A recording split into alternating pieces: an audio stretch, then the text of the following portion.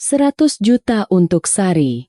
Dengan harga 50 juta rupiah, ibu angkatku menjualku kepada seorang pria lajang yang tak ku kenal. Pria itu menyampirkan tubuhku di bahunya dan membawaku pulang. Di kepalaku, hanya ada satu pikiran, hidupku kini akan menjadi neraka. Namun, begitu pintu kayu tua yang berderit itu terbuka, pemandangan di hadapanku membuat sekujur tubuhku gemetar dan aku membeku di tempat. Rahasia apa yang tersembunyi di dalam rumah itu? Mengapa pria yang tampak menyedihkan itu bisa mengubah seluruh hidupku hanya dalam semalam? Dan apa yang kutemui di balik pintu tua itu? Harapan ataukah jurang keputusasaan yang lebih dalam? Kisah ini akan membuat Anda tak bisa berkedip bahkan sedetik pun. Aku tak pernah mengingat wajah orang tua kandungku. Kenangan masa kecilku seperti kain perca yang ditambal dengan cacian dan makian dari orang-orang yang harus kupanggil orang tua angkat. Mereka bilang, ibuku melahirkanku lalu meninggalkanku di gerbang desa sebelum kabur, sementara ayahku lenyap tanpa jejak. Pak Budi dan Bu Ratmi, begitu mereka dipanggil, memungut dan membesarkanku hanya karena kasihan. Mereka memberiku atap untuk berlindung dari hujan dan angin, serta semangkuk nasi agar aku tak mati kelaparan. Kebaikan itu setiap hari didengungkan di telingaku, seolah utang budi yang tak akan pernah bisa kulunasi seumur hidup. Utang itu terukir dalam di punggungku lewat bekas luka cambukan, dan menusuk tajam di hatiku lewat kata-kata pedas mereka. Orang bilang anak adalah satu-satunya harta dan penghiburan di hari tua, tapi bagi mereka, aku hanyalah seorang pembantu gratis dan benalu yang terpaksa mereka pelihara. Hariku dimulai bahkan sebelum matahari terbit. Tepat saat ayam jantan pertama berkokok, itulah saatnya aku harus merangkak keluar dari tumpukan jerami lembab di sudut dapur. Suara Bu Ratmi terdengar sangat melengking dan tajam, mampu menembus keheningan pagi manapun. Sari, dasar pemalas. Mau jadi bangkai di situ sampai dimakan belatung? Cepat bangun. Siapkan pakan sapi dan pergi cari rumput. Di rumah ini tidak ada tempat untuk pemalas. Tanpa menjawab, aku bangkit dalam diam, mengenakan sandal jepitku yang sudah usang, dan memulai pekerjaanku. Pekerjaan di desa pegunungan Jawa Barat ini membuat udara dingin subuh terasa menusuk hingga ke tulang. Kedua tanganku selalu kasar dan pecah-pecah karena harus bersentuhan dengan air dingin sepanjang tahun. Tapi aku sudah terbiasa. Rasa sakit fisik terkadang lebih mudah ditahan daripada sakit hati. Makanan keluarga selalu dibagi menjadi 2 kelas. Pak Budi, Bu Ratmi, dan putra tunggal kesayangan mereka, Agus, makan di ruang tengah dengan nasi putih hangat dan lauk pauk yang layak. Bagianku adalah di sudut dapur, bersama anjing kami si Hitam, melahap nasi dingin dengan siraman kecap asin. Hitam adalah satu-satunya temanku. Ia tidak pernah mencelaku karena aku menyedihkan, juga tidak pernah menyalak padaku. Ia hanya mengibas-ngibaskan ekornya dengan tenang dan menggesekkan kepalanya yang berbulu ke kakiku sebagai bentuk penghiburan. Tak terhitung malam yang kulewatkan dengan memeluk Hitam dan menangis tanpa suara. Mengapa aku dilahirkan ke dunia ini? Mengapa takdir begitu kejam padaku? Pertanyaan itu terus kuulang. Sekali saja dielus kepala dengan hangat. Sekali saja ditanya kabar dengan suara lembut.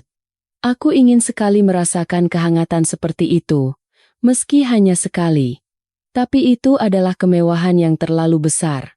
Di rumah ini, aku hanyalah bayangan yang bertugas bekerja dan menampung amarah mereka yang tak beralasan. Usiaku 18 tahun.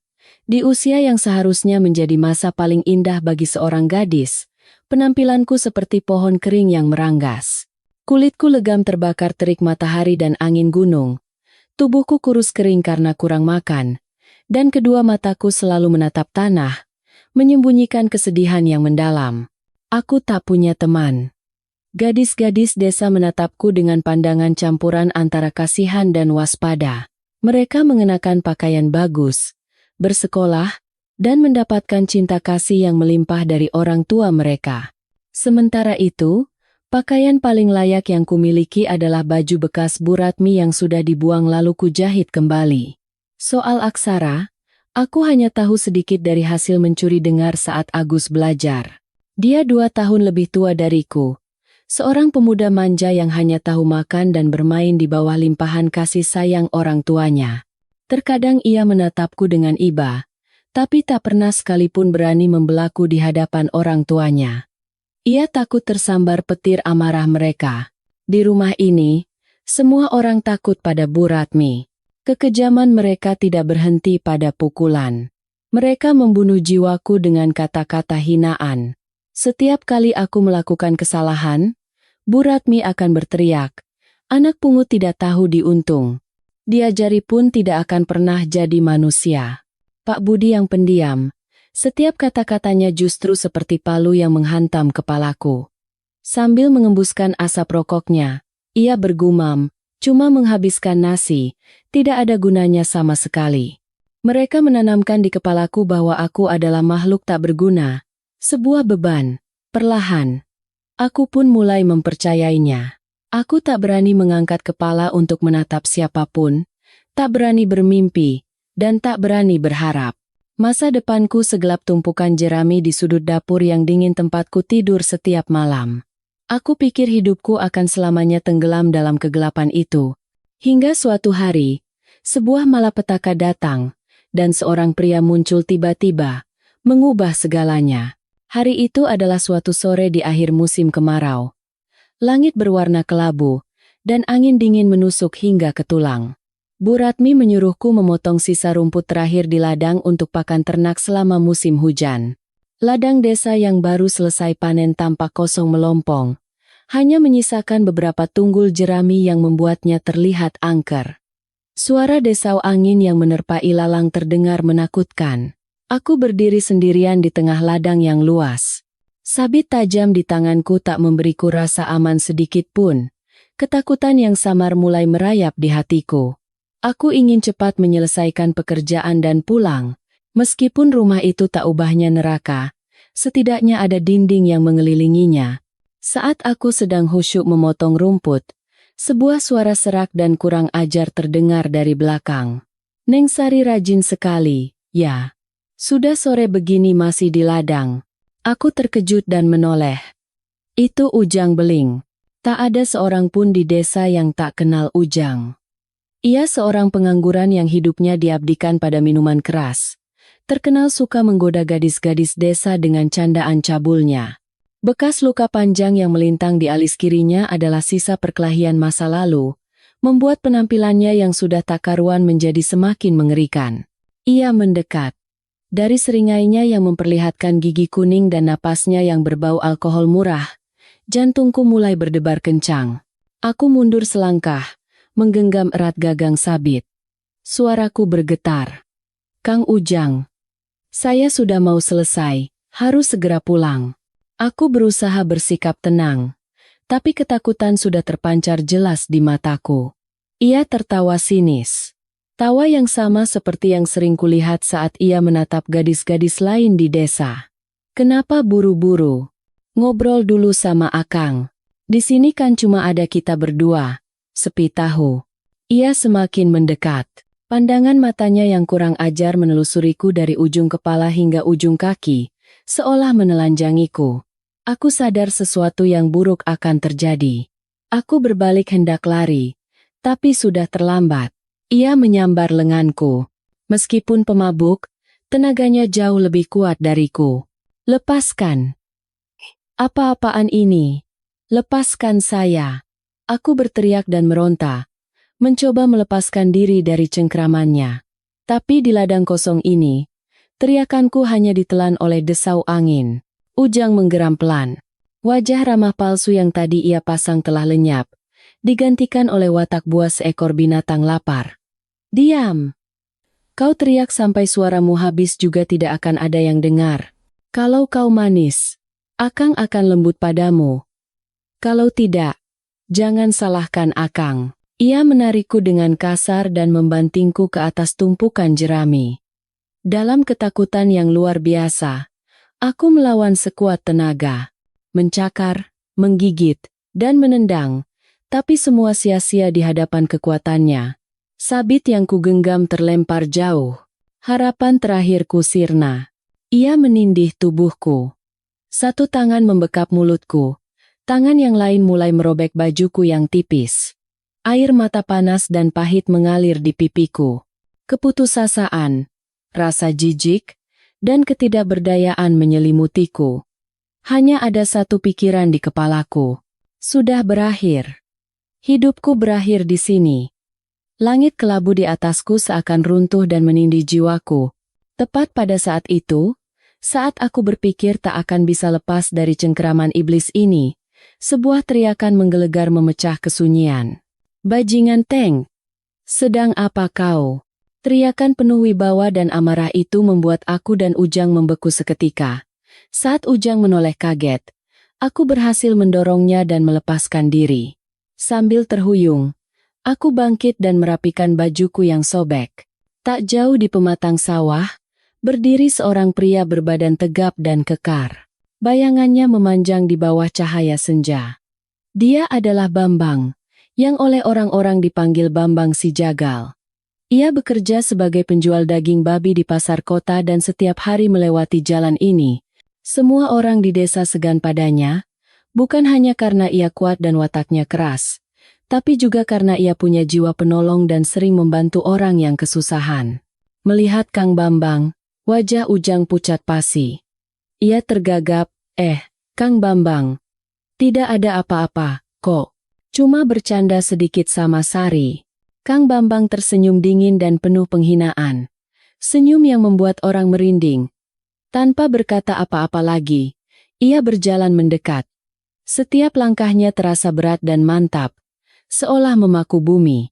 Ujang mundur ketakutan, tapi sudah terlambat. Kang Bambang mencengkeram kerah bajunya dan mengangkatnya dengan mudah, seperti mengangkat anak ayam. Bercanda? Kulihat ini tidak seperti bercanda. Mau kubuat kau berteman dengan cacing di dalam tanah? Suaranya rendah dan tegas. Matanya menyala-nyala. Wajah Ujang yang tak berdarah lagi. Kakinya gemetar hebat. Ampun. Kang. Saya salah. Tolong maafkan saya sekali ini saja. Seolah tak pantas dijawab, Kang Bambang mengayunkan lengannya dan melempar Ujang ke semak-semak terdekat. Terdengar suara gedebuk disusul jeritan kesakitan Ujang. Kang Bambang menepuk-nepuk tangannya, lalu menoleh ke arahku. Aku masih terduduk di tanah, gemetar ketakutan. Tatapan matanya padaku tidak mengandung iba atau rasa ingin tahu. Hanya ada keprihatinan dan simpati yang tulus. Ia melepas jaket yang dikenakannya, menghampiriku, dan menyampirkannya ke bahuku. Jaket hangat yang masih menyisakan aroma tubuhnya itu berbau asing namun aman, perasaan yang belum pernah kurasakan sebelumnya. Sudah tidak apa-apa. Ayo bangun. Aku antar kau pulang. Suaranya kembali tenang dan hangat seperti biasa. Aku mencoba bangkit sambil mengucapkan terima kasih pelan, tapi kedua kakiku masih lemas. Tanpa kata, Kang Bambang mengambil ikatan rumput dan sabitku, lalu memapahku. Sepanjang perjalanan pulang, kami tak mengucapkan sepatah kata pun. Aku berjalan di sisinya dengan perasaan campur aduk. Aku sangat berterima kasih padanya, tapi di saat yang sama merasa malu dan hina. Aku takut orang-orang desa akan melihat kami dan mulai bergunjing. Tapi Kang Bambang tampaknya tak peduli. Ia berjalan dengan punggung tegap, seolah melindungiku dari tatapan penasaran orang-orang. Sesampainya di gang menuju rumahku, ia berhenti dan menyerahkan ikatan rumput serta sabit kepadaku. Masuklah. Anggap saja kejadian hari ini tidak pernah terjadi. Kalau si brengsek itu mengganggumu lagi, bilang padaku. Setelah berkata begitu, ia berbalik dan pergi. Punggungnya yang tegap menghilang di tikungan. Aku menatap kepergiannya sambil memeluk erat jaketnya. Anehnya, ada kehangatan yang meresap ke dalam hatiku yang beku. Tapi aku tak tahu bahwa badai yang sesungguhnya sedang menantiku di balik pintu. Dengan hati seberat batu, aku melangkah masuk ke dalam rumah dengan hati-hati. Begitu melihatku, Bu Ratmi melesat keluar dari dapur. Dengan kedua tangan di pinggang, ia menatapku tajam. Dari mana saja kau baru merangkak pulang? Mana rumputnya? Mau kau biarkan sapi-sapi di rumah ini mati kelaparan? Hah! Sebelum aku sempat menurunkan ikatan rumput dengan tangan gemetar dan menjelaskan, matanya menangkap bajuku yang sobek dan jaket asing di tubuhku. Wajahnya langsung berubah murka. Apa-apaan ini? Jaket siapa ini? Kau habis berbuat mesum di mana sampai bajumu compang-camping begini? Dasar perempuan jalang, tidak tahu malu. Ia tak memberiku kesempatan untuk membela diri.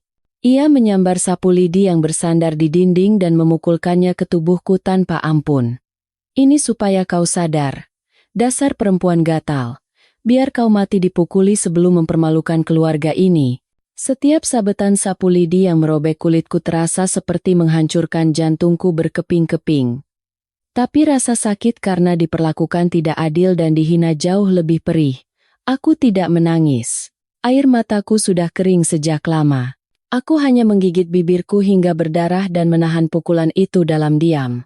Pak Budi yang duduk di beranda, hanya menghisap rokoknya dalam-dalam lalu mengembuskan asapnya sambil berkata dingin, "Sudah, Bu. Jangan dipukuli sampai mati. Nanti siapa yang kerja?" Kata-katanya lebih kejam dari pukulan Bu Ratmi. Bagi mereka, aku hanyalah alat untuk bekerja. Setelah puas melampiaskan amarahnya, Bu Ratmi membanting sapu lidi ke lantai dan menunjuk wajahku. "Cepat masuk ke dapur dan siapkan makan malam. Malam ini kau tidak usah makan. Puasa saja." Sambil menahan punggung yang terasa terbakar, aku masuk ke dapur. Aku meringkuk di sudut gelap, memeluk bahuku yang ringkih. Terdengar suara percakapan Pak Budi dan Bu Ratmi dari ruang tengah. Awalnya pelan lalu semakin jelas. Karena penasaran, aku menyeret kakiku yang sakit mendekati dinding bambu, dan percakapan yang kudengar membuatku membeku. Rasanya lebih sakit daripada ribuan pukulan. "Pak, bagaimana kalau kita jual saja si sari itu?" Suara Bu Ratmi terdengar licik. "Agus kan sudah mau menikah. Keluarga kembang desa itu minta mahar terlalu tinggi. Kalau kita jual si sari, kita bisa dapat uang banyak. Anggap saja sebagai ganti biaya makan selama kita membesarkannya." Aku menahan napas. Telingaku berdengung.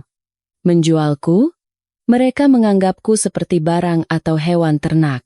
Pak Budi terdiam sejenak, lalu menjawab, "Mau dijual ke siapa? Siapa yang mau sama anak seperti itu?" Bu Ratmi tertawa menyeramkan. "Tenang saja, Pak. Anak tidak berguna seperti dia. Ya kita nikahkan saja dengan laki-laki tidak berguna." Beberapa hari lalu si Ujang Beling itu menawariku. Katanya dia suka sama Sari. Walaupun miskin, keluarganya itu punya sedikit uang. Kalau aku minta 50 juta, pasti dia akan usahakan. Kita bisa bayar utang, siapkan mahar untuk Agus, dan menyingkirkan benalu ini. Sekali dayung 3 pulau terlampaui, kan? 50 juta rupiah. Itulah harga hidupku. Mereka berencana menjualku kepada pria yang sore tadi berusaha menodaiku. Rasanya seperti ada yang meremas jantungku. Dunia terasa berputar.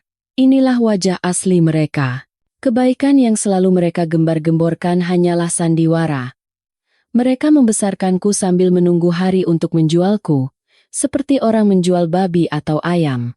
Rasa sakit, amarah, dan keputusasaan mencapai puncaknya. Punggungku tak terasa sakit lagi. Ada rasa sakit yang lebih besar yang mencabik-cabik hatiku. Aku terduduk lemas di lantai tanah yang dingin.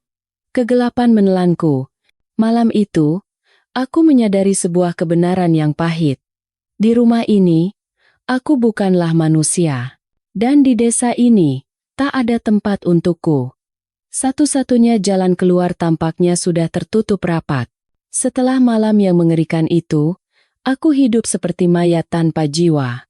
Kata-kata Pak Budi dan Bu Ratmi terus terngiang di telingaku, bahkan dalam tidurku yang tak nyenyak, di atas suapan nasi yang sulit kutelan. "Jual saja. 50 juta. Kata-kata itu menjadi pisau tak terlihat yang mengiris hatiku. Aku tak bisa menangis lagi. Rasa sakit telah berubah menjadi mati rasa. Aku bekerja seperti mesin. Dari pagi hingga malam, dalam diam. Aku takut berhadapan dengan mereka. Takut menatap mata licik Bu Ratmi, takut mendengar suara dingin Pak Budi. Sikap mereka terhadapku juga menjadi aneh. Bu Ratmi tidak lagi memakiku atau memukuliku seperti dulu. Sebaliknya, ia terkadang menatapku dengan aneh. Tatapan seorang pedagang yang sedang menaksir barang dagangannya. Ia memaksaku makan lebih banyak dan menyuruhku memakai pakaian yang sedikit lebih layak. Makan yang banyak biar badanmu berisi. Kalau kurus kering begitu, siapa yang mau mengambilmu? Kata-katanya yang manis dan palsu itu lebih menjijikkan daripada makian. Aku tahu hari penghakimanku semakin dekat. Aku pernah berpikir untuk kabur. Tapi kemana? Aku tak punya uang sepeser pun, tak punya kerabat, dan tak kenal siapapun di luar desa kecil ini. Dunia di luar sana luas dan menakutkan. Bagaimana gadis sepertiku bisa bertahan hidup? Ketakutan akan masa depan yang tidak pasti terasa lebih besar daripada ketakutan harus menghadapi ujang beling. Setidaknya, aku tahu seperti apa wujud neraka itu. Jadi, seperti domba jinak yang menunggu giliran dibawa ke rumah jagal, aku memutuskan untuk menerima takdirku. Aku hanya berharap kematian datang lebih cepat, dan hari itu pun tiba. Suatu pagi, Bu Ratmi memanggilku ke ruang tengah dan memberikan sehelai baju batik lawas namun masih bersih. Pakai ini, lalu duduk manis di halaman. Hari ini akan ada tamu penting. Jantungku mencelos. Aku tahu siapa tamu penting itu. Dengan perasaan seperti mengenakan baju tahanan, aku memakai baju itu dengan tangan gemetar. Aku keluar ke halaman dan duduk di sebuah kursi kecil. Aku menunduk dalam-dalam sambil meremas kedua tanganku. Tak lama kemudian, Ujang dan seorang wanita kurus yang tampak lelah, yang sepertinya adalah ibunya, masuk. Hari ini Ujang tampak lebih rapi. Ia mengenakan kemeja putih yang sudah menguning. Rambutnya diminyaki hingga berkilau, dan wajahnya berseri-seri. Ia menatapku dengan tatapan seorang pemenang. Tatapan yang bercampur antara nafsu dan kemenangan. Bu Ratmi menyambut mereka dengan ramah, menyuguhkan teh dan kue. Mereka mengobrol dengan riuh, dan suara tawa mereka menusuk telingaku seperti jarum. Aku tak bisa mendengar jelas apa yang mereka bicarakan, tapi aku melihat Bu Ratmi sesekali melirikku sambil tersenyum lebar. Lalu aku melihat Ibu Ujang meletakkan bungkusan koran bekas di atas meja. Saat Bu Ratmi membukanya, di dalamnya ada beberapa gepok uang kertas lusuh yang diikat rapi. Ia menghitung uang itu berulang kali, dan senyum di bibirnya semakin lebar. Sudah pas. Calon besan memang orang yang menepati janji. Kalau begitu, kita sepakat menikahkan Sari dengan Ujang. Nanti tolong sayangi anak kami, ya. Kata-kata itu terdengar seperti petir di telingaku. Besan, menikahkan. Mereka benar-benar telah menjualku. Hidupku ditentukan oleh segepok uang. Air mataku mengalir tak terbendung. Masa depanku tampak seperti kegelapan pekat. Jurang tanpa dasar yang menyeretku masuk. Tepat setelah Bu Ratmi selesai berbicara, saat tangannya masih membelai tumpukan uang kotor itu, sebuah suara rendah dan tegas dari luar gerbang memecah suasana gembira yang palsu itu. Tunggu sebentar. Semua orang menoleh kaget. Kang Bambang si jagal berdiri tegak di depan gerbang. Dengan wajah dingin dan mata setajam pisau, ia menatap lurus ke arah Pak Budi dan Bu Ratmi. Ia mengenakan pakaian kerjanya yang biasa, dan samar-samar tercium bau anyir darah dari bajunya, tapi anehnya ia terlihat sangat berwibawa dan gagah. Kemunculannya membuat semua orang terkejut, terutama Ujang. Wajahnya pucat pasi. Mungkin ingatan akan pukulan beberapa hari lalu masih menghantuinya. Bu Ratmi adalah yang pertama sadar dan berlari menghampiri. Loh, Kang Bambang, ada perlu apa ke sini? Hari ini kami sedang kedatangan tamu penting. Kang Bambang bahkan tidak meliriknya.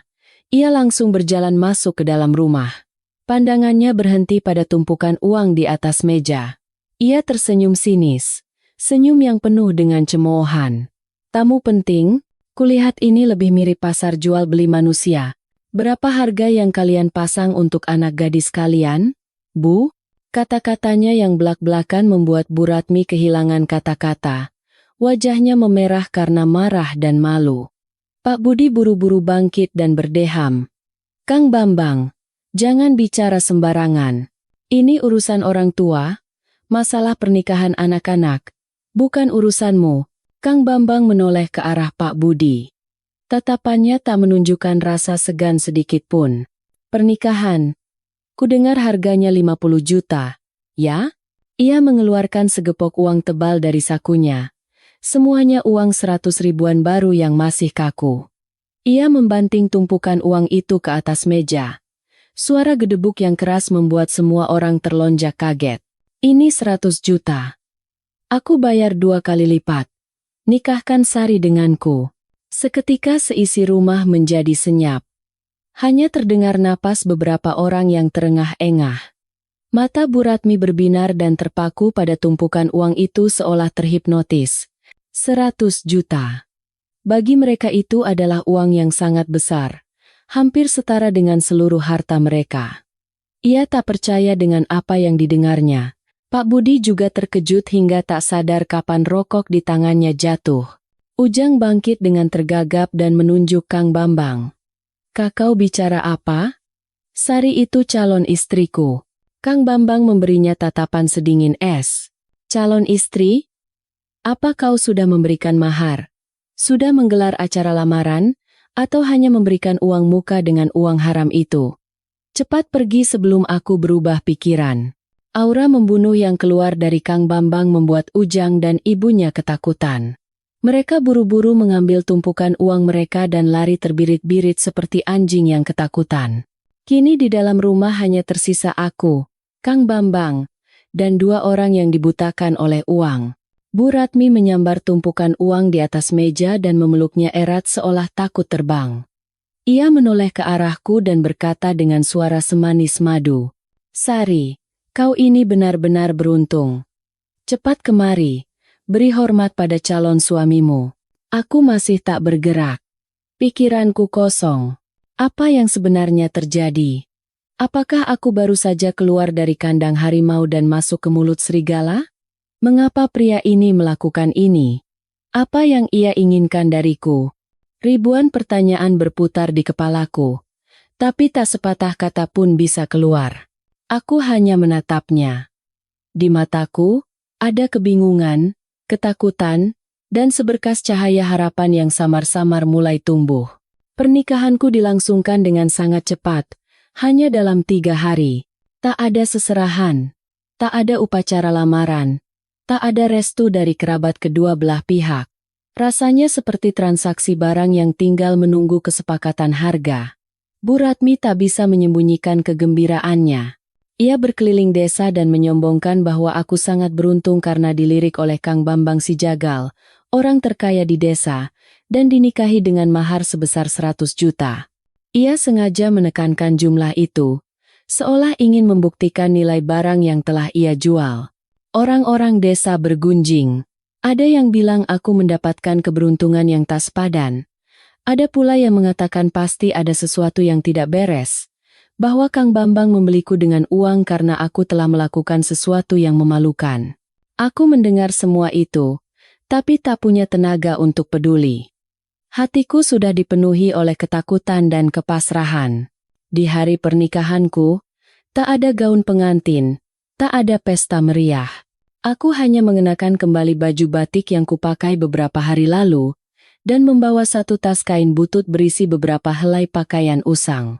Bu Ratmi, sambil menyerahkan tasku, tak lupa memberikan pesan. Di sana, pandai-pandailah membawa diri. Orang sudah membelimu dengan uang, jadi layani dia dengan baik. Jangan mempermalukan keluarga ini. Mengerti? Di matanya, tak ada setetes pun air mata atau nasihat tulus seorang ibu yang melepas putrinya. Yang ada hanyalah kepuasan seorang pedagang yang berhasil mendapatkan untung besar dari barang yang nyaris dijual murah. Aku mengucapkan salam perpisahan terakhir pada Pak Budi dan Bu Ratmi, lalu diam-diam mengikuti Kang Bambang. Si hitam mengikutiku sambil menggonggong sedih. Ia bergelayut di kakiku, tak mau lepas. Hatiku terasa sakit, tapi aku terpaksa mendorongnya. Satu-satunya temanku di sini, kini kita pun harus berpisah. Rumah Kang Bambang berada di ujung desa. Berbeda dengan rumah Pak Budi yang reyot dan lembab, rumah bata berlantai 3 miliknya tampak luas dan bersih. Halamannya di semen, dan bunga bugenvil merah bermekaran. Semuanya rapi dan teratur, tapi keluasan rumah itu tak mengurangi rasa takutku. Aku melangkah masuk dengan jantung berdebar kencang. Rumah itu sunyi senyap, tak ada tanda-tanda orang lain. Kudengar ibu Kang Bambang sudah lama meninggal, dan ayahnya menikah lagi dan tinggal terpisah. Ia sudah lama hidup sendiri. Rumah yang ditinggali seorang pria sendirian. Pikiran itu membuatku semakin takut. Mengapa ia membawaku ke sini dengan uang 100 juta? Untuk menjadikanku pembantu? Atau benar-benar istri? Aku tak mau berpikir lebih jauh. Kang Bambang mengantarku ke kamar sebelah kiri. Kamar itu kecil tapi sangat bersih. Ada sebuah ranjang kayu, lemari, dan meja kecil. Semuanya sederhana namun rapi. Ia meletakkan tasku, menoleh padaku, dan berkata dengan suaranya yang tetap tenang dan hangat, "Ini kamarmu. Istirahatlah. Nanti malam aku panggil untuk makan." Setelah itu, ia berbalik, keluar, dan menutup pintu. Aku berdiri di tengah kamar, tak percaya dengan apa yang baru saja terjadi. Ia tidak menuntut apa-apa, tidak melakukan hal yang berlebihan. Ia bahkan menyiapkan kamar terpisah untukku. Ini sama sekali berbeda dari yang kubayangkan. Tapi kebaikan yang tiba-tiba ini justru membuatku semakin bingung. Siapa sebenarnya dia? Apa tujuannya? Aku duduk di tepi ranjang. Pikiranku kusut masai. Aku telah lolos dari neraka. Tapi apakah tempat ini surga? Atau sangkar emas lain yang lebih indah namun tetap memenjarakanku? Makan malam pertamaku di rumah baruku berlangsung dalam keheningan. Kang Bambang sangat pandai memasak. Masakannya sederhana namun lezat. Sesuatu yang belum pernah kucicipi seumur hidupku. Tapi aku tak bisa merasakan enaknya. Aku hanya menunduk dan menelan nasi yang terasa mengganjal di tenggorokan. Kang Bambang juga makan dalam diam. Sesekali meletakkan lauk di mangkuk nasiku. Keheningannya lebih menakutkan daripada teriakan. Aku tak tahu apa yang ada di pikirannya, dan itu membuatku cemas. Setelah makan, aku buru-buru membereskan piring dan hendak mencucinya di sumur. Tapi ia menahanku. "Biarkan saja. Aku yang akan melakukannya. Kau masuk dan istirahatlah. Pasti lelah sekali hari ini." Aku terkejut. Belum pernah ada yang mengatakan itu padaku. Di rumah Pak Budi, mencuci piring dan bersih-bersih adalah tugasku yang mutlak. Aku tergagap. Tidak apa-apa. Saya bisa melakukannya. Kang Bambang menatapku. Tatapan matanya terlihat dalam dan sendu. "Sudah kubilang, masuk dan istirahatlah. Ini rumahmu, bukan tempatmu bekerja sebagai pembantu." Kata-katanya seperti aliran air hangat yang masuk ke hatiku. Tapi di saat yang sama, air mataku pecah. Aku tak tahu mengapa aku menangis.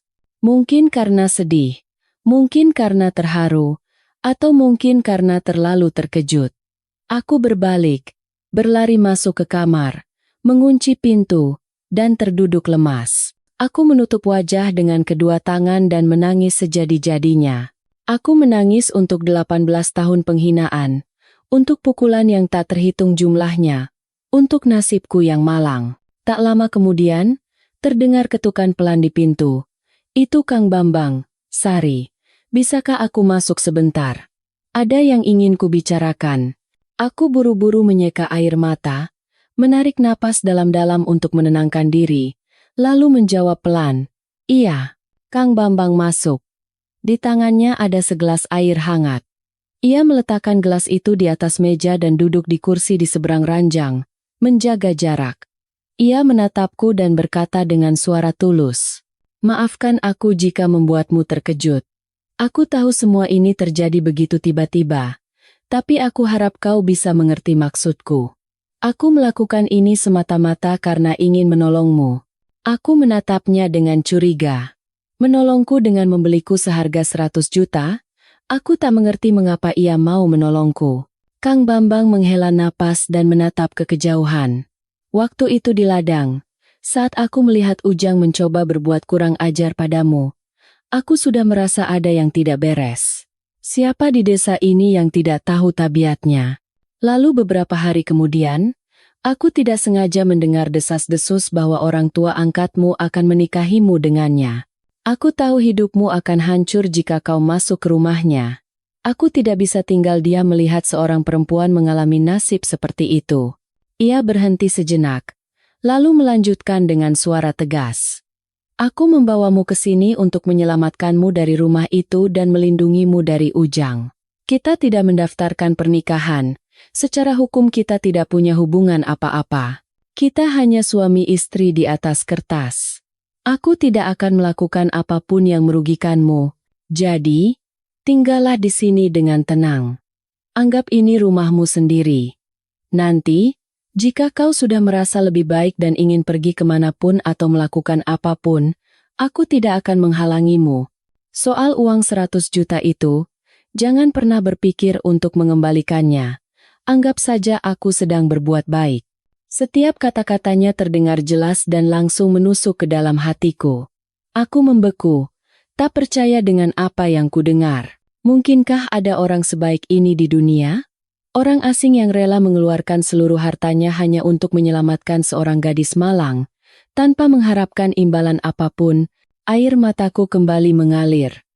Tapi kali ini, bukan air mata kesakitan, melainkan air mata syukur dan haru. Untuk pertama kalinya dalam hidupku, seseorang memperlakukanku sebagai manusia. Untuk pertama kalinya, saat aku terombang-ambing di tepi jurang keputusasaan, seseorang mengulurkan tangannya. Malam itu, aku tak bisa tidur. Bukan karena takut, tapi karena perasaan aneh dan hangat yang mulai tumbuh di hatiku. Di ujung terowongan kehidupanku yang gelap, akhirnya aku mulai melihat seberkas cahaya samar. Selama beberapa hari pertama tinggal di rumah Kang Bambang, aku masih pemalu dan penakut. Segalanya terasa begitu baru dan berbeda dari kehidupanku sebelumnya. Aku bisa makan kenyang, memakai pakaian hangat, dan tidur di ranjang empuk, bukan di atas tumpukan jerami. Aku tidak lagi harus bangun saat ayam berkokok, tidak lagi harus bekerja keras dari pagi hingga malam. Kang Bambang memperlakukanku dengan rasa hormat yang belum pernah kualami. Ia selalu menjaga jarak, berbicara dengan lembut, dan tidak pernah memaksaku melakukan apapun. Setiap pagi, ia bangun pagi-pagi sekali untuk pergi ke pasar di kota, dan baru kembali menjelang siang. Selama ia pergi, aku membereskan rumah dan memasak. Ini kulakukan atas kemauanku sendiri. Aku tidak ingin hanya menumpang hidup padanya. Aku ingin membalas kebaikannya, sekecil apapun. Perlahan, aku mulai terbiasa dengan kehidupan baru ini. Rasa takut di hatiku memudar, digantikan oleh ketenangan. Aku mulai mengamati Kang Bambang lebih dekat. Ia adalah pria pendiam, penampilannya agak kasar dan kaku, tapi hatinya hangat dan lembut. Ia tidak pernah bertanya tentang masa laluku, tidak pernah mengungkit kenangan pahit. Ia hanya diam-diam menciptakan ruang aman bagiku untuk menyembuhkan lukaku sendiri. Waktu makan tidak lagi dipenuhi keheningan yang menyesakan. Terkadang ia menceritakan hal-hal lucu yang terjadi di pasar. Tentang ibu-ibu penjual sayur yang tawar-menawar harga, atau tentang penjual ikan yang tertidur. Cerita-ceritanya yang sederhana dan tanpa polesan itu membuatku tersenyum tanpa sadar. Senyum pertama setelah bertahun-tahun penuh air mata. Suatu siang, Kang Bambang pulang dari pasar. Ia tidak hanya membawa daging dan sayuran seperti biasa. Ia meletakkan setumpuk buku pelajaran bekas dari kelas 1 SD hingga 3 SMP, beberapa buku tulis baru, dan beberapa batang pensil di atas meja. Aku menatapnya dengan heran. Aku tidak mengerti mengapa ia membawa semua itu. Ia menatapku dengan tatapan lembut dan berkata, "Aku sering melihatmu memungut sobekan koran bekas untuk dibaca. Sepertinya kau ingin belajar. Buku-buku ini kudapatkan dari Pak Hartono, guru di sekolah desa.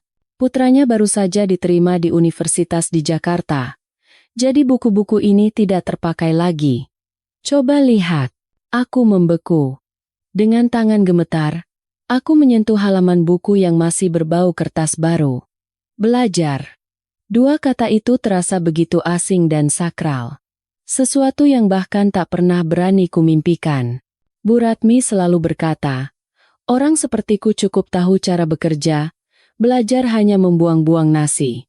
Pikiran itu tertanam dalam di kepalaku, membuatku selalu merasa minder dan rendah diri karena kebodohanku. Saya bodoh, Kang.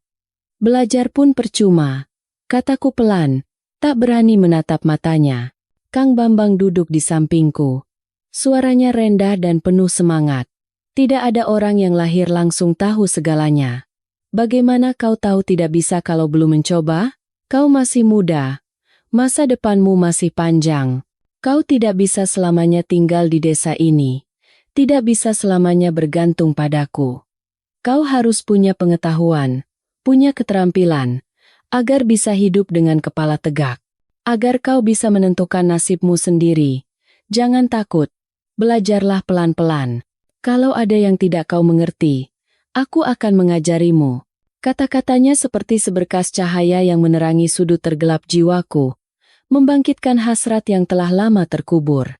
Ia tidak hanya memberiku atap, tapi juga jalan dan harapan.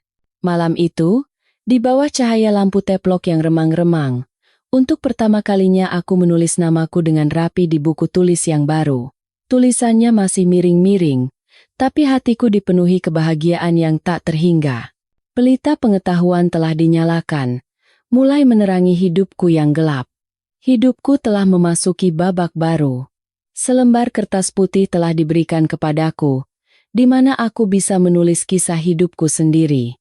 Siang hari, saat Kang Bambang bekerja, aku belajar dengan tekun sambil mengerjakan pekerjaan rumah. Malam hari, setelah makan malam, ia menjadi guruku yang sabar. Rumah kecil kami menjadi ruang kelas istimewa dengan satu guru dan satu murid. Meskipun Kang Bambang hanya lulusan SMP, pengetahuannya sangat kuat. Ia dengan sabar menjelaskan rumus-rumus matematika dan mengoreksi setiap huruf yang kutulis. Pengetahuan yang seharusnya dipelajari teman-teman sebayaku bertahun-tahun lalu, baru sekarang aku mulai mempelajarinya. Sangat sulit. Tapi aku tak pernah putus asa. Semakin banyak aku belajar, aku merasa seperti ulat sutra yang menenun kepompongnya sendiri, menunggu hari untuk menjadi kupu-kupu. Tanganku yang biasa memegang cangkul dan sabit kini terbiasa memegang pensil. Kapalan yang kasar menjadi lebih lembut, digantikan oleh noda tinta ungu. Aku belajar dengan lahap, seolah tak pernah punya kesempatan sebelumnya. Dari buku pelajaran, koran bekas yang dibawa Kang Bambang, bahkan bungkus makanan, apapun yang ada tulisannya ku baca. Dunia di mataku tiba-tiba menjadi lebih luas dan berwarna. Aku bukan lagi Sari yang pendiam dan selalu menunduk. Aku bisa membaca, menulis, dan berhitung sederhana. Aku bisa membaca cerita sendiri, bisa menulis surat. Kebahagiaan saat menaklukkan pengetahuan adalah perasaan manis yang tak tertandingi. Di antara buku-buku bekas yang dibawa Kang Bambang, aku sangat menyukai buku resep masakan. Di dalamnya ada foto-foto makanan indah yang belum pernah kulihat, ada resep-resep rumit yang tak pernah kubayangkan. Aku membacanya dengan rakus, mencoba menghafal setiap bahan dan langkah-langkahnya. Aku mulai bereksperimen.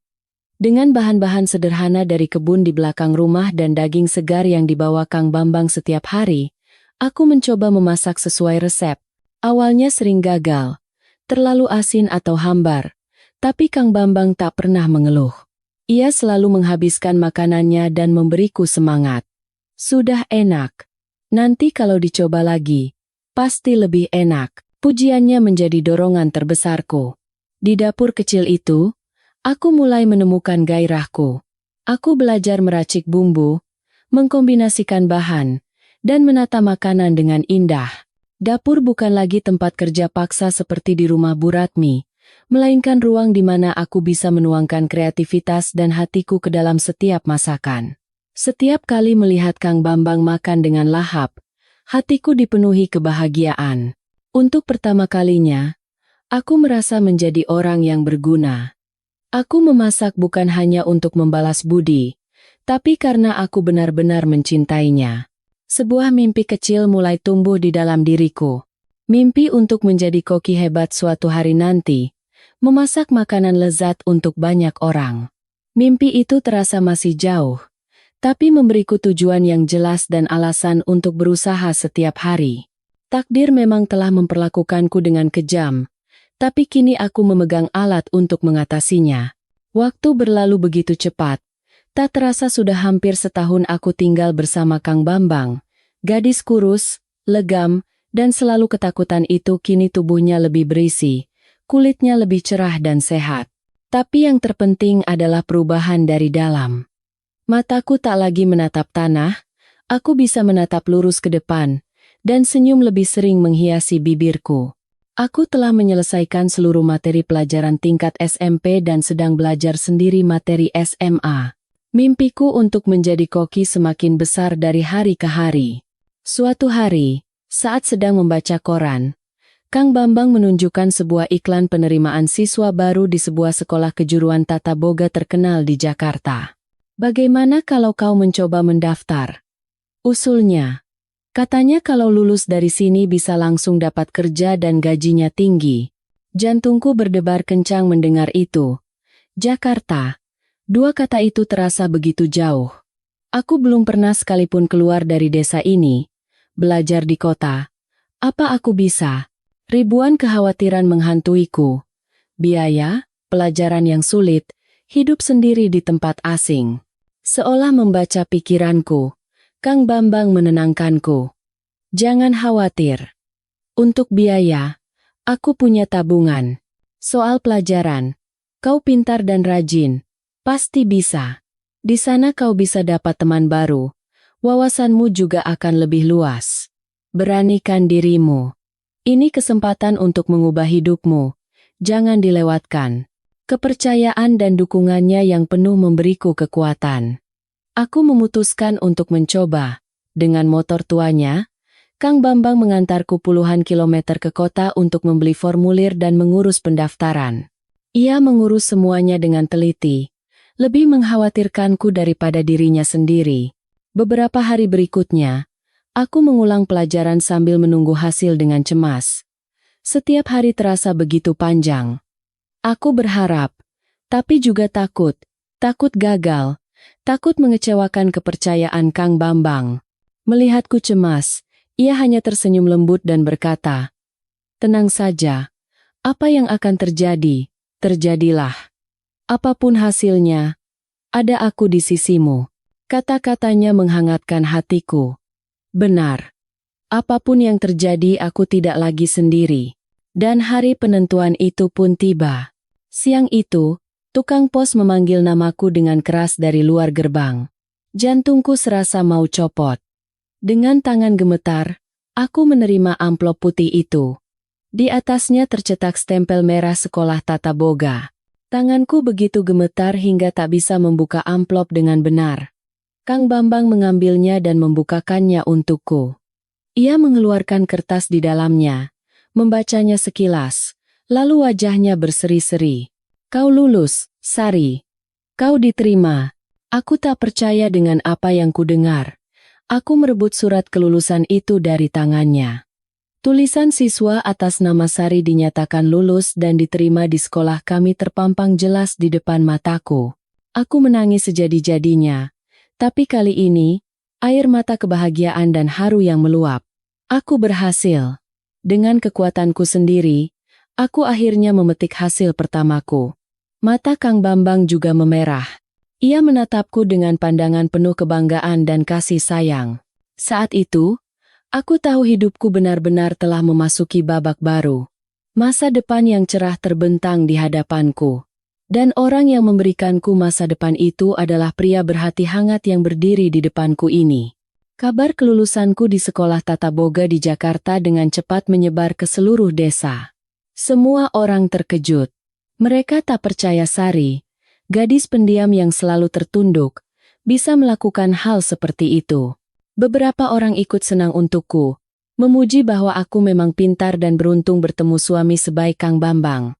Tapi beberapa lainnya bergunjing, mengatakan pasti Kang Bambang yang menyelesaikannya dengan uang. Tak mungkin aku bisa melakukannya sendiri. Aku tak peduli dengan gunjingan itu. Aku telah belajar untuk tidak memusingkan omongan orang lain. Selama orang yang kusayangi mempercayaiku, itu sudah cukup. Namun, dua orang yang tak kuduga datang untuk memberiku selamat. Mereka adalah Pak Budi dan Bu Ratmi. Suatu sore, saat aku sedang dengan gembira menyiapkan makan malam syukuran, mereka tiba-tiba muncul di depan gerbang rumah Kang Bambang. Penampilan mereka sangat berbeda dari biasanya. Bu Ratmi mengenakan kebaya sutra mengkilap dengan lipstik merah menyala.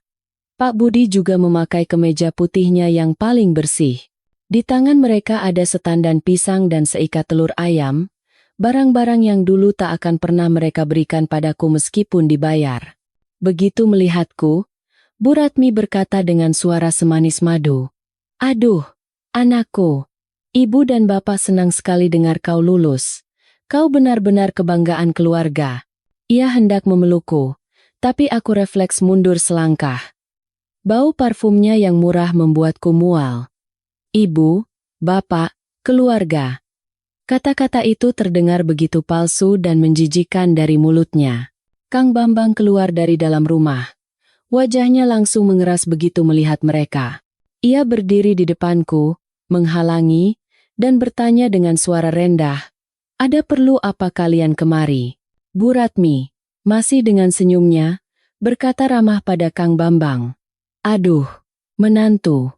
Ini, Sari kan mau pergi jauh untuk belajar, jadi kami bawakan sedikit oleh-oleh untuk bekal. Bagaimanapun juga, kami yang membesarkannya. Sekarang dia sudah mau sukses. Kami juga harus ikut merasakan hasilnya, kan?" Sambil berbicara, ia mengedarkan pandangannya ke seluruh rumah Kang Bambang yang luas. Matanya tak bisa menyembunyikan keserakahan dan perhitungan. "Rumah menantu besar sekali, ya. Sari benar-benar beruntung. Nanti kalau dia sudah pintar dan dapat banyak uang, tidak akan lupakan sama jasa orang tua yang membesarkannya?"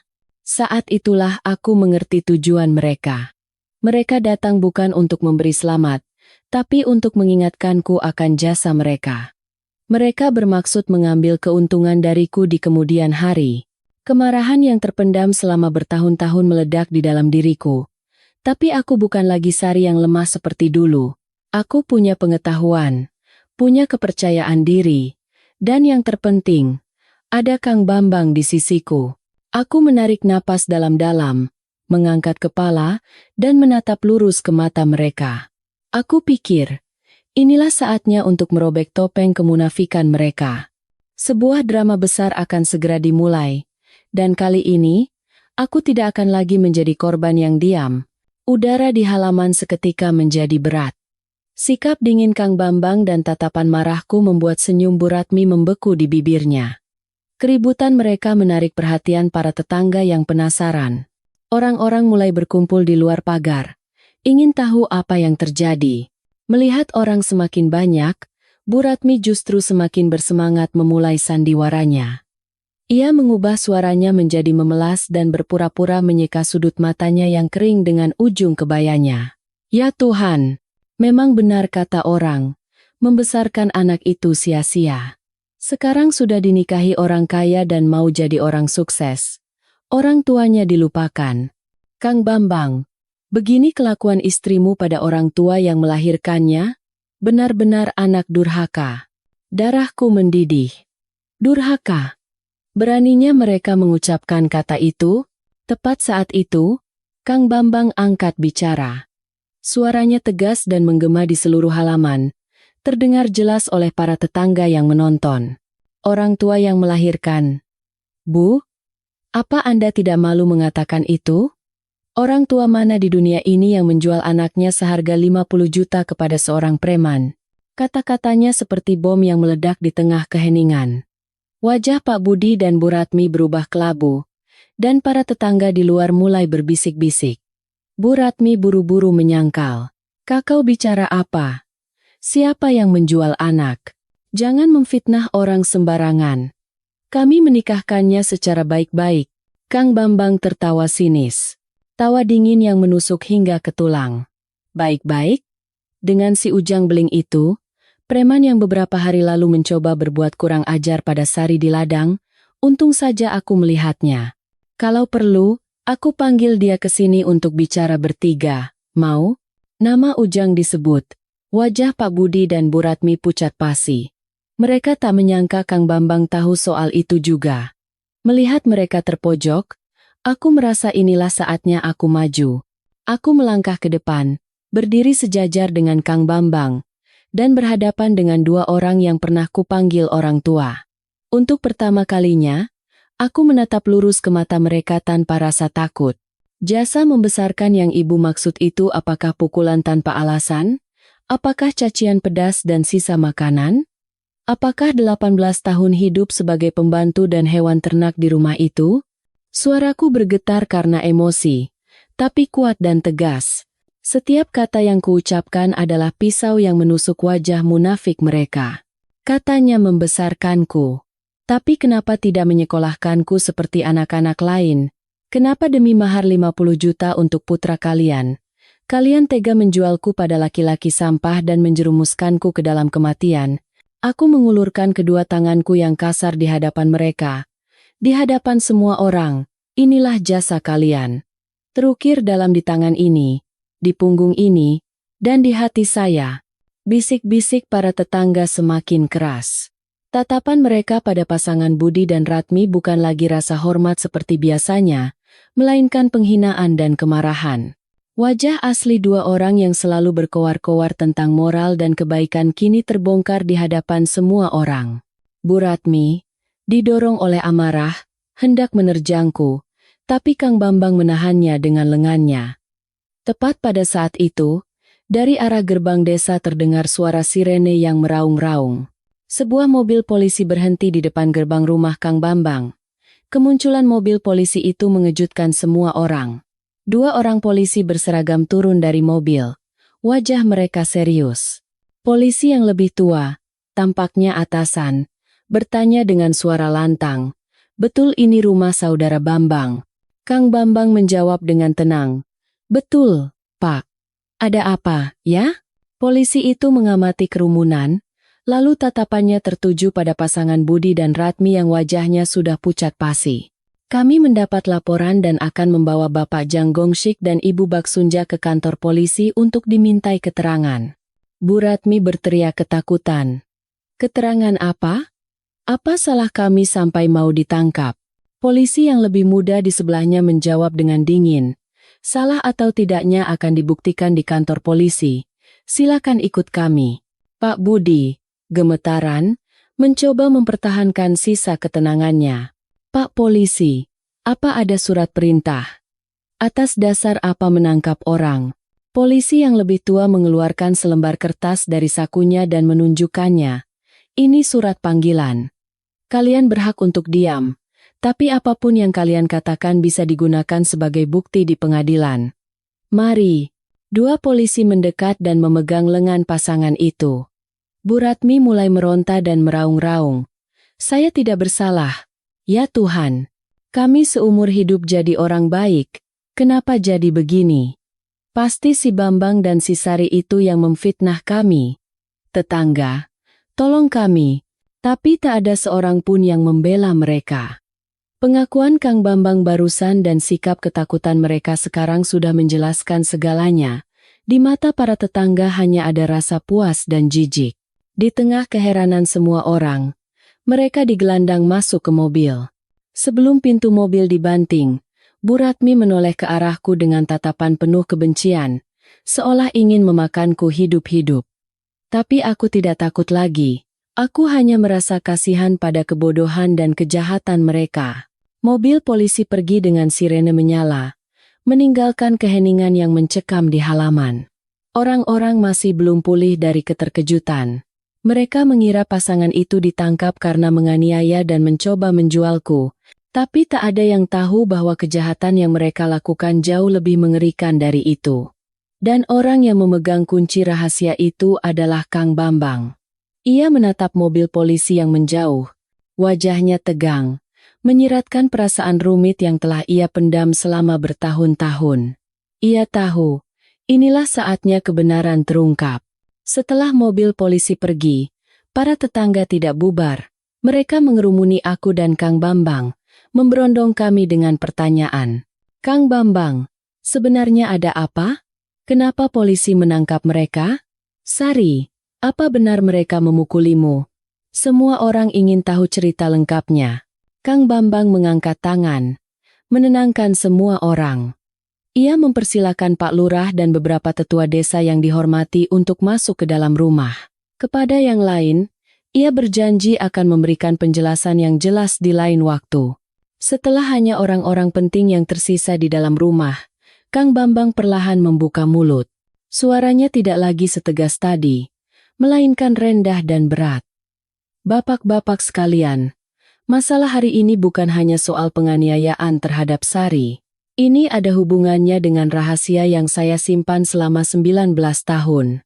Semua orang menahan napas dan menyimak. Aku pun terkejut. Aku tak menyangka Kang Bambang punya rahasia lain tentangku dan keluarga itu. Kang Bambang menuang teh tapi tidak meminumnya. Ia menatap kosong, seolah mencoba mengingat kembali kenangan yang jauh. Waktu itu, saya baru berumur 10 tahun. Malam itu musim hujan, gelap, dan dingin. Saya pulang terlambat setelah memasang perangkap belut dan harus melewati jalan sepi di tepi sungai. Tiba-tiba saya mendengar suara teriakan dan perkelahian dari depan. Karena sangat takut, saya cepat-cepat bersembunyi di semak-semak. Ia berhenti sejenak, menarik napas dalam-dalam. Wajahnya menyiratkan penderitaan saat mengingat malam itu. Di bawah cahaya bulan yang remang-remang, saya melihat pemandangan yang mengerikan. Pak Budi dan Bu Ratmi sedang berkelahi dengan seorang wanita asing. Wanita itu melawan mati-matian, mencoba melindungi sesuatu yang ia dekap, sambil berteriak minta tolong. Lalu, saya melihat Pak Budi memukul kepala wanita itu berkali-kali dengan batu besar. Wanita itu bahkan tak sempat menjerit lagi sebelum ambruk. Seisi ruangan membeku. Pak Lurah menjatuhkan rokok di tangannya. Tak ada yang bisa percaya dengan apa yang mereka dengar. Pembunuhan. Pasangan Budi dan Ratmi yang dari luar tampak ramah dan sederhana, melakukan perbuatan sekeji itu. Jantungku serasa berhenti berdetak. Rasa dingin merambat di punggungku. Kang Bambang melanjutkan dengan suara bergetar. Setelah wanita itu tewas, mereka menggeledah tubuhnya, mengambil sebuah tas dan bungkusan yang didekapnya. Lalu mereka membuang mayatnya ke sungai. Saya sangat ketakutan. Saya lari pulang tanpa henti, bersembunyi di bawah selimut dan menangis semalaman. Beberapa hari setelah itu, saya sakit parah. Saya tidak pernah menceritakan ini pada siapapun. Saya takut mereka akan membunuh saya juga. Ancaman mereka, siapapun yang melihat akan kami habisi, masih terngiang jelas di telinga saya. Beberapa hari setelah kejadian itu, lanjutnya, saya mendengar kabar bahwa pasangan itu menemukan bayi yang dibuang di gerbang desa.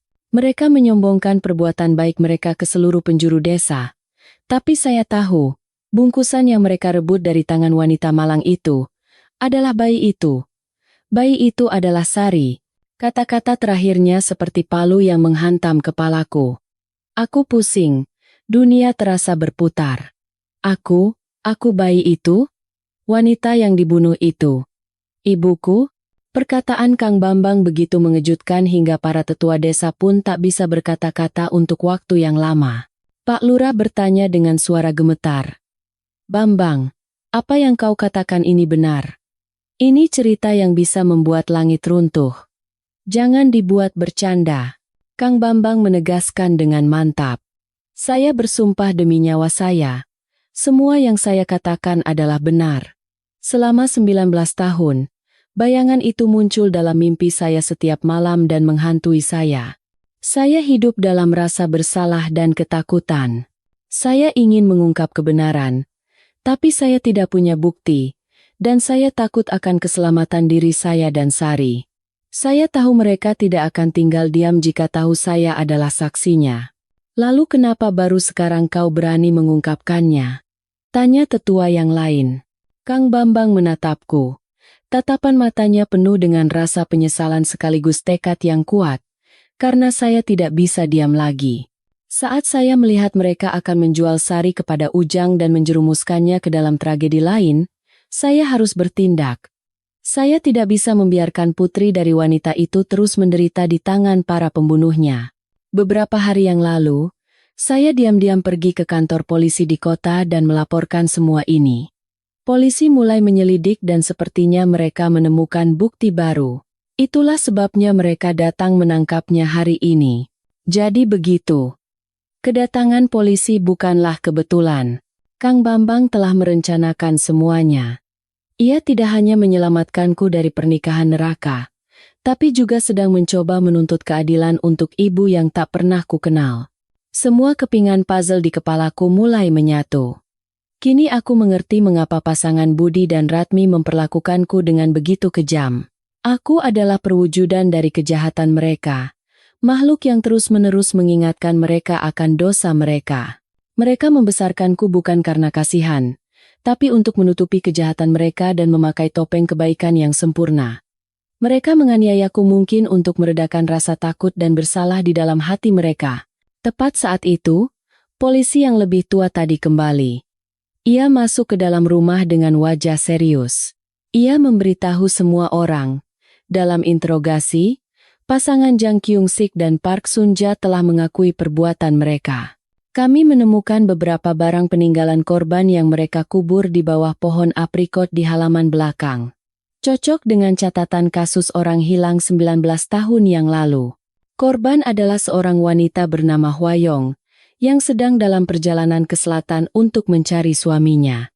Menurut pengakuan mereka, setelah melakukan pembunuhan dan perampokan, mereka mendengar bayi menangis dan memutuskan untuk mengadopsinya untuk menipu mata publik. Polisi itu menatapku dengan iba. Bayi itu adalah Anda, Nona Sari. Ibu Anda dibunuh dengan kejam oleh mereka. Dan ada informasi tentang ayah Anda. Beliau tidak pernah meninggalkan kalian. Beliau telah mencari istri dan putrinya selama bertahun-tahun, dan akhirnya dipindahkan tugas ke sini. Sayangnya, beliau adalah guru di sekolah desa kita, Bapak Hartono. Pak Hartono, guru yang lembut dan baik hati. Orang yang memberikan buku-buku bekas kepada Kang Bambang agar aku bisa belajar. Orang yang selalu kuhormati. Adalah ayah kandungku? Kebenaran yang terungkap bertubi-tubi semakin mengejutkan hingga aku tak sanggup menahannya.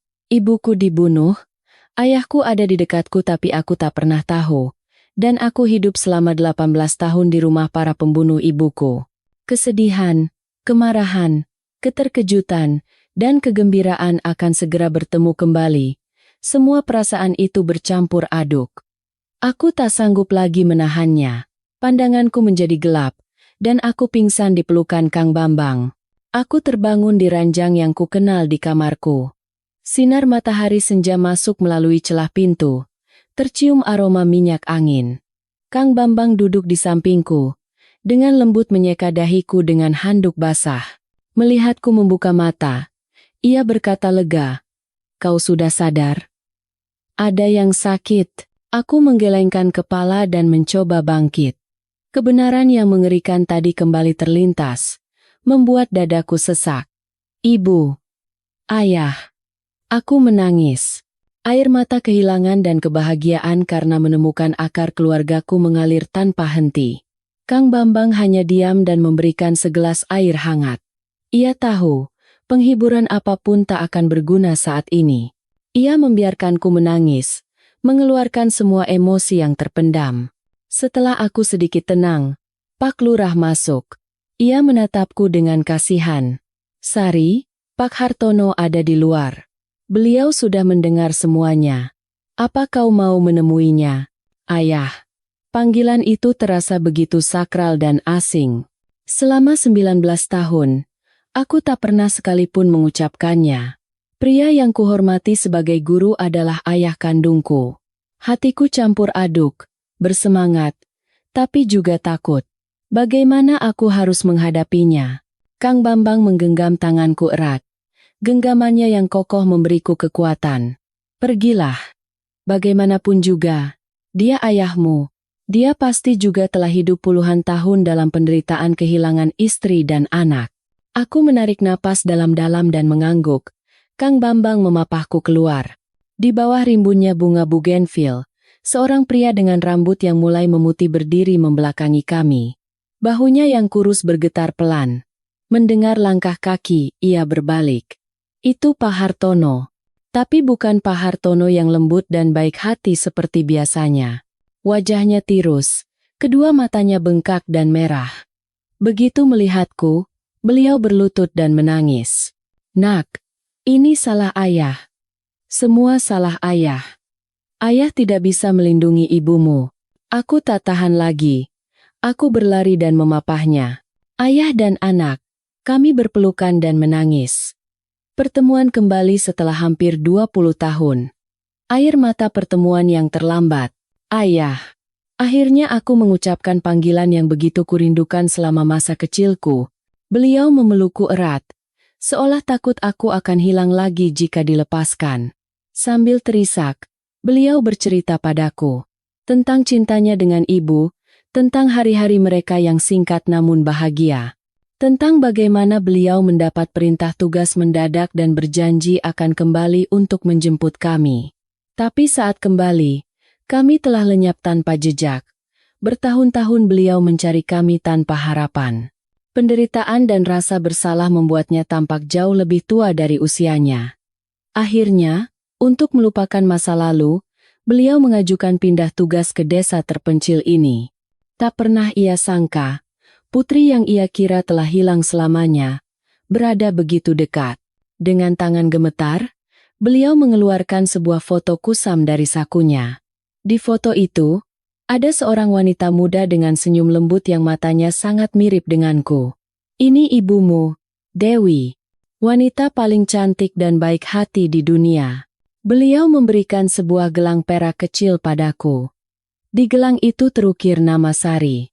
Ini hadiah dari ayah dan ibu saat kau berumur 100 hari. Ibumu selalu memasangkannya di pergelangan tanganmu. Aku menerima gelang itu dan menempelkannya di pipiku. Sentuhan dingin logam itu anehnya terasa hangat di hati. Inikah kehangatan ibu? Setelah 19 tahun kegelapan, akhirnya aku menemukan kembali cahaya hidupku. Waktu berlalu cepat. 3 tahun telah lewat sejak hidupku memasuki babak baru. Selama 3 tahun itu, aku bersekolah tata boga di Jakarta. 3 tahun di mana aku benar-benar hidup. Belajar, berteman, dan mengejar mimpi. Aku belajar dengan giat, seolah ingin menebus masa kecilku yang hilang. Cintaku pada memasak memberiku sayap. Aku lulus dengan nilai terbaik dan mendapat tawaran dari beberapa restoran terkenal di Jakarta. Selama 3 tahun itu, ayah dan Kang Bambang adalah penopang terbesarku. Setiap akhir pekan, ayah naik bus dari desa, membawakanku berbagai macam makanan kampung. Aku melihat rambutnya yang semakin memutih, tapi senyumnya selalu cerah. Aku tahu, ayah menjalani hari-hari yang bahagia. Kang Bambang tidak bisa sering datang karena sibuk dengan pekerjaannya di pasar. Tapi setiap minggu ia meneleponku, menanyakan kabarku. Percakapan kami tidak lagi canggung atau kaku seperti dulu. Dari kehidupan sekolahku hingga cerita tentang dagangannya, kami bisa membicarakan apa saja. Perasaan di antara kami pun tumbuh seiring waktu. Bukan lagi sekadar rasa terima kasih, tapi ikatan yang lebih dalam dan tak terpisahkan. Aku sadar, tanpa kusadari, aku telah jatuh cinta padanya. Di hari aku pulang ke desa, ayah dan Kang Bambang menjemputku di terminal bus kota. Aku bukan lagi Sari, gadis kurus dan legam. Aku telah menjadi wanita dewasa yang percaya diri dan bersinar. Kang Bambang menatapku tanpa berkedip. Di matanya ada keterkejutan, kebanggaan, dan sedikit rasa canggung. Ia masih sama seperti dulu. Pria sederhana dan baik hati dengan senyum hangat. Tapi aku tahu, perasaannya padaku juga tidak lagi sama. Malam itu, setelah makan malam hangat bersama ayah, Aku berjanji bertemu dengan Kang Bambang di tepi sungai. Tempat di mana ia pertama kali menyelamatkanku dari Ujang. Di bawah cahaya bulan yang terang, aku menatapnya dengan tekad. Aku tak mau menunggu lebih lama lagi. Kang, aku memulai dengan suara sedikit bergetar. Ingat waktu pertama kali Akang membawaku pulang? Akang bilang kita hanya suami istri di atas kertas. Kalau aku sudah mandiri, aku boleh pergi dengan bebas. Kang Bambang terdiam. Tatapan matanya menjadi sedih. Mungkin ia mengira aku akan mengucapkan selamat tinggal. Aku tersenyum dan meraih tangannya yang kasar namun hangat. Tapi sekarang, aku tidak ingin pergi kemana-mana. Aku ingin tetap di sini, di sisi Akang. Kang Bambang, maukah Akang menjadi suamiku? Kang Bambang terkejut. Tak percaya dengan apa yang didengarnya. Ia tergagap. Sari, apa maksudmu? Kau sekarang sudah berbeda. Cantik, terpelajar, masa depanmu cerah. Aku hanya seorang penjual daging di desa. Aku tidak pantas untukmu. Aku meletakkan jariku di bibirnya, menghentikan kata-katanya. Tidak, jangan berkata seperti itu. Tanpa Akang, tidak akan ada aku yang sekarang. Akang tidak hanya menyelamatkan nyawaku, tapi memberiku kehidupan baru. Mengajariku apa itu harapan, apa itu cinta. Aku ingin menikah dengan Akang bukan untuk membalas budi, tapi karena aku tulus mencintai Akang. Aku ingin memasak untuk Akang setiap hari. Aku ingin menghabiskan sisa hidupku bersama Akang. Air mata mengalir di pipinya. Pria kuat dan pendiam itu, untuk pertama kalinya menangis di hadapanku. Ia memelukku erat. Pelukan yang begitu kokoh dan hangat. Aku juga mencintaimu, Sari. Sudah sangat lama. Di bawah cahaya bulan, di tengah malam yang dalam, kami berbagi ciuman pertama kami. Ciuman manis yang melambangkan janji abadi. Pernikahan kami dilangsungkan tak lama kemudian. Pernikahan paling meriah dan besar yang pernah ada di desa ini. Ayah adalah orang yang paling bahagia. Ia sibuk mengurus segalanya. Senyum tak pernah lepas dari bibirnya. Semua warga desa datang untuk memberi restu. Mereka tak lagi menatapku dengan kasihan atau penasaran, melainkan dengan rasa hormat dan kasih sayang yang tulus. Aku mengenakan kebaya merah, berdiri di samping Kang Bambang yang gagah dengan setelan jasnya, menatap pria di sisiku, pria yang telah mengubah hidupku. Hatiku dipenuhi kebahagiaan dan rasa syukur. Kami melangsungkan pernikahan yang sesungguhnya, menandai awal dari perjalanan baru kami. Setelah menikah, kami memutuskan untuk tidak tinggal di desa. Aku ingin lepas dari kenangan pahit masa lalu dan menginginkan lingkungan yang lebih baik untuk mengembangkan karierku. Setelah berdiskusi dengan ayah, kami memutuskan untuk pindah bersama ke Jakarta dan memulai hidup baru. Kang Bambang menjual rumahnya di desa dan menggabungkannya dengan tabungannya selama bertahun-tahun. Dengan modal itu, ia membuka sebuah toko daging yang besar, bersih, dan terpercaya di sebuah pasar besar di Jakarta. Berkat kejujuran, kesederhanaannya, dan kualitas dagingnya yang selalu segar, tokonya dengan cepat mendapatkan pelanggan setia dan semakin maju dari hari ke hari. Aku menolak tawaran dari restoran-restoran besar. Sebaliknya, aku mulai bekerja sebagai guru memasak di sebuah pusat pelatihan kerja yang mendidik dan menciptakan lapangan kerja bagi anak-anak yatim piatu dari lingkungan yang kurang mampu. Aku ingin membantu mereka yang bernasib malang, memberikan harapan melalui pengetahuan dan kisah hidupku. Aku ingin mereka tahu, tak peduli dari titik manapun mereka memulai, dengan kemauan dan kerja keras, siapapun bisa mengubah nasibnya. Ayah juga pensiun, menjual rumah tuanya di desa, dan pindah untuk tinggal bersama kami. Rumah kecil kami di Jakarta selalu dipenuhi tawa dan kehangatan. Kami benar-benar menjadi sebuah keluarga. Kehidupan kota lebih keras dan sibuk daripada di desa, tapi kami tak pernah merasa lelah. Setiap pagi Kang Bambang bangun pagi-pagi untuk mengambil barang, dan aku menyiapkan sarapan untuk seluruh keluarga. Setelah seharian bekerja, saat malam tiba, kami berkumpul di meja makan hangat yang kusiapkan. Ayah menjadikan merawat pot bunga di balkon, membaca buku, dan bercerita pada kami sebagai hiburan di hari tuanya. Hari-hari yang damai dan bahagia berlalu begitu saja. Dengan cinta, kebaikan, dan kerja keras tanpa henti, kami membangun rumah baru, awal yang baru, bersama-sama. 5 tahun kemudian, banyak perubahan terjadi dalam hidup kami. Toko daging Kang Bambang kini telah menjadi merek terkenal. Ia tidak hanya melayani eceran, tapi juga memasok daging ke beberapa restoran besar. Ia bukan lagi penjual daging dari desa, melainkan seorang pengusaha yang gagah dan disegani. Tapi ada satu hal yang tak pernah berubah darinya. Sifatnya yang baik hati, sederhana, dan cintanya yang tak terbatas padaku. Pekerjaanku di pusat pelatihan juga berjalan sangat baik. Aku telah membantu banyak anak mendapatkan keterampilan dan masa depan yang lebih cerah. Melihat murid-muridku tumbuh, aku melihat diriku di dalam diri mereka. Aku sadar betapa berartinya hidup ini. Tapi kebahagiaan terbesar kami adalah kelahiran putra pertama kami. Kami menamainya Bima, dengan harapan hidupnya akan selalu damai dan tidak penuh gejolak seperti hidupku. Ia adalah tali yang membuat ikatan keluarga kami semakin erat. Kegembiraan dan harapan kami, ayah, yang kini telah menjadi kakek, tak pernah jauh dari cucunya sepanjang hari, kata ayah. Bima telah mengembalikan masa mudanya yang hilang. Suatu sore di akhir pekan, kami sekeluarga berjalan-jalan di taman. Kang Bambang mendorong kereta bayi dengan satu tangan, dan tangan lainnya menggenggam erat tanganku. Bima duduk di pundak ayah, bernyanyi dengan riang. Menatap dua pria terpenting dalam hidupku, hatiku dipenuhi kebahagiaan yang tak terlukiskan. Aku teringat betapa putus asanya aku di ladang kosong belasan tahun yang lalu.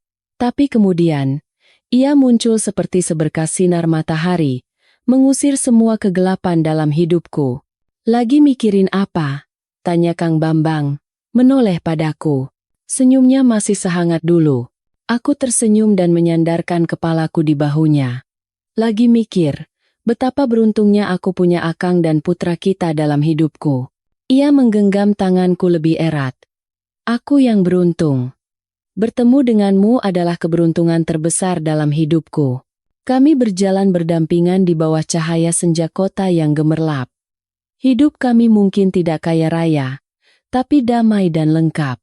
Dengan seorang menjadi guru dan seorang lagi melanjutkan usaha toko dagingnya, kami menulis kisah dongeng kami sendiri di tengah kehidupan yang biasa. Kisah tentang cinta, kebaikan, dan kekuatan kemauan untuk mengatasi segala rintangan.